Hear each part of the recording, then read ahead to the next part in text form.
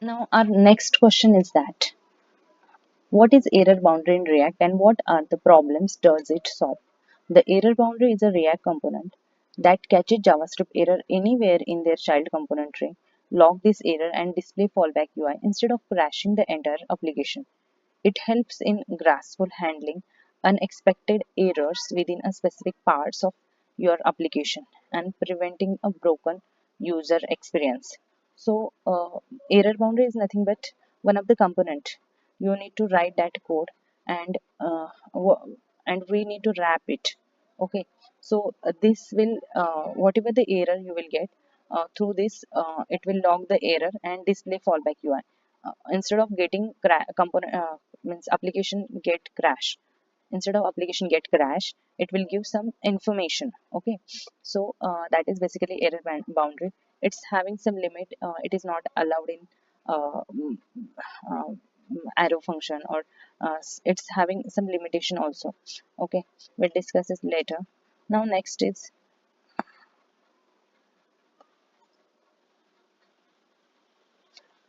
how do you define error boundary component in React. You can define the error as a class component. Most important thing is that the other things there are other methods which having equivalent available in functional component, but error boundary is implemented using class component only. It's don't have any alternative solution available for the functional in functional component. So we generally use the class component. We many time means all time we use the class component. So you define an error boundary as a class component that implements either the static get derived state from error lifecycle method or component did catch lifecycle method. So these two are two events we use in the error boundary. Okay, here is some here how we can implement it. It's here we have given like class here.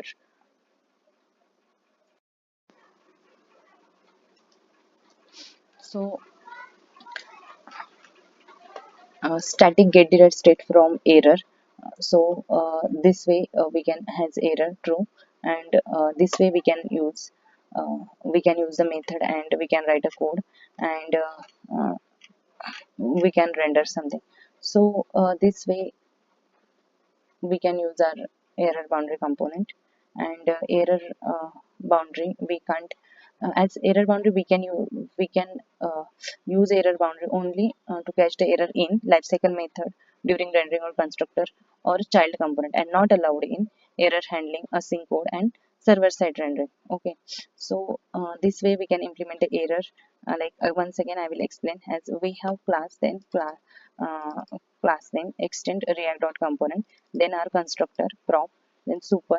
So this dot state has error false, and then static get error state from error this event, then whatever the error will be, then we will update the state. So next render will show whatever the fallback UI, and we can return has error true. Okay, so this way component did catched error and whatever the error info.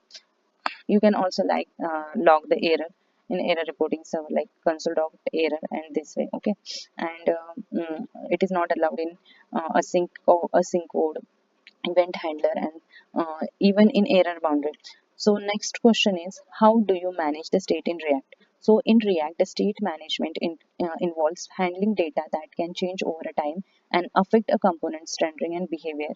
Before hooks, state can primarily manage within a class component. So these dot state, these dot set state, this way we use. But nowadays we just use the use state function, use state hook, and um, for more complex application we widely use the state external state management libraries, and now we use the functional component, and in that we use this use state. We can we should know the syntax also if we are using use state. So here is a state means current state. Okay, next is a set and state. Carefully see here, s should be capital, means whatever suppose you have given count, then set count c should be capital. This way here s should be capital. Now it you need to import the use state, and after that you can write like use state and here whatever initial value like any string or 0. So initial value we will give here, here use state, here. This is the function. Through this we can change the value of this state, okay, using this function. So this way we can manage the state within a component locally. And suppose we have a large application, then you need to manage the state at centralized place, we can use different libraries for that. So Redux we can use, and we generally prefer functional components. So generally we majorly use this. Now this dot state we can use, suppose we are using class component. So this way we can manage the state. What are the now next question is, what are some popular libraries to manage the global state in a React application?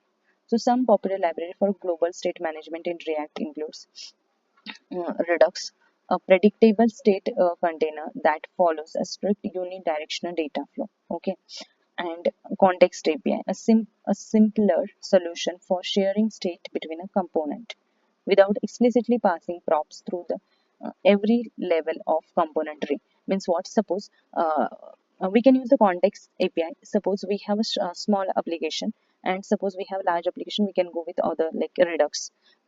And major difference is that we can directly import the context API. We can directly import using React, but you need external library if you are using Redux. So we can use also recall a a state management library for Facebook that focused on one more granular and reactive approach using atoms and selectors. Uh, G stand is there, a small and fast scalable state management library. Then Mobex is there. So this way also we can manage the state and use this observable data automatically depending on a dependency tracking. Okay, so these all are the ways through this we can manage the state using external libraries. Okay, now next question is, what are conditional rendering in React and why is it important? Conditional rendering in a React is a process of displaying different element or component in a UI based on certain condition. It's crucial for creating dynamic and interactive user interface that adapt to different data and user interaction or application state. Okay, suppose we have to hide or show something according to some condition, that we can say that is conditional rendering in React. Why it is important? Because suppose we can take one example. Suppose we have a two divs. In that divs we have rendered something. Suppose we have some condition like suppose this happened, then I want to show one div, or suppose that happened, I want to show other div. So that thing we can achieve using conditional rendering. Now next question is, what are a few common ways to implement conditional rendering in a React component? So there are several technique. Through this we can achieve a conditional rendering using if else loop, then using ternary operator, using logical AND operator and logical OR operator. So using if else loop, we can write if, then whatever you want to execute, else whatever we want to execute. And in ternary operator we can write our condition within one line only, like we have whatever the condition, then suppose it's true, then execute this, it's false, execute this. So this way we can manage, we can show the things conditionally. Now, next question is that what are some key advantages of using React for building user interface? React often several significant benefits like component-based architecture. Uh, Using component-based architecture, we can achieve the code reusability, maintainability, organizing, breaking down a UI into independent and self-contained component. Second is virtual DOM. Improve performance by only updating an actual DOM when necessary, leading to faster rendering and a smoother user interface. Now next is declarative programming. Makes the code easier to understand and debug by describing what UI should look like for the given state, and rather than specifying the exact steps to update it.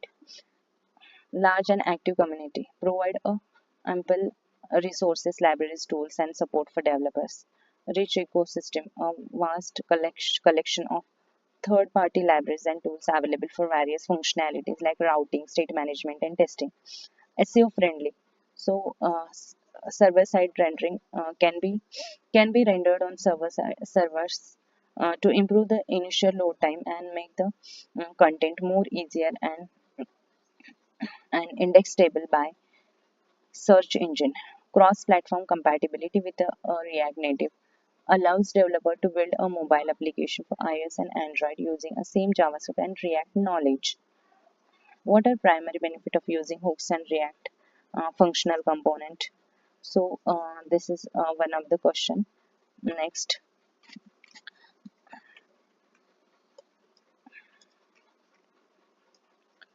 what are the primary benefit of using hooks in a React functional component?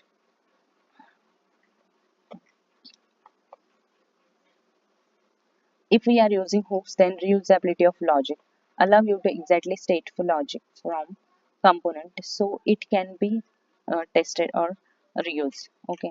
Then organization of logic. Group related logic within a component by concern rather than being focused to split it across a lifecycle method. Reusability and simplicity make functional component more concise and easier to understand by reducing a complex associated with a class component. So no need of classes enable you to use more React feature without writing classes.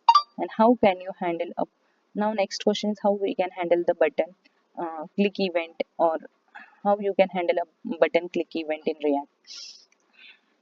Means we trigger or we click on any button. So what how we can handle the things? You can handle a button click event, or interview can ask like what is event. That question also they can ask. You can handle a button click event in React by attaching event handler function like on click on button. Okay, we have different events. What are the different events also they can ask? You can say on click, on blur. So here is one of the example.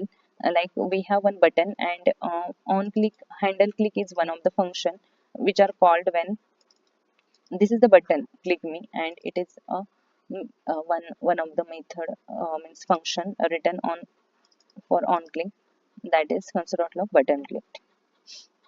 So to handle a form submission in React, you typically attach the event handler function on submit prop for a, means in a form tag we just pass the prop that is on submit. Okay, so inside we can see here also like we have a form and here prop is passed. Okay, that just written here. And next is inside handler you have usually prevent a default from submission behavior using event or prevent default when handling a form data. Okay, you need to prevent default when we have event. Okay, so this used it we have imported. Next is we have one function, I mean component. My form is a component, and in that component we have this state name is name, and initially it is a string, so initially we have empty, and this is function we have written, and on click of this form we are calling this function, and we have here name and we have submit button. So that's all about today. I think I hope you have understood all the things whatever I have explained. So be prepared well, and we'll stop here. Thank you.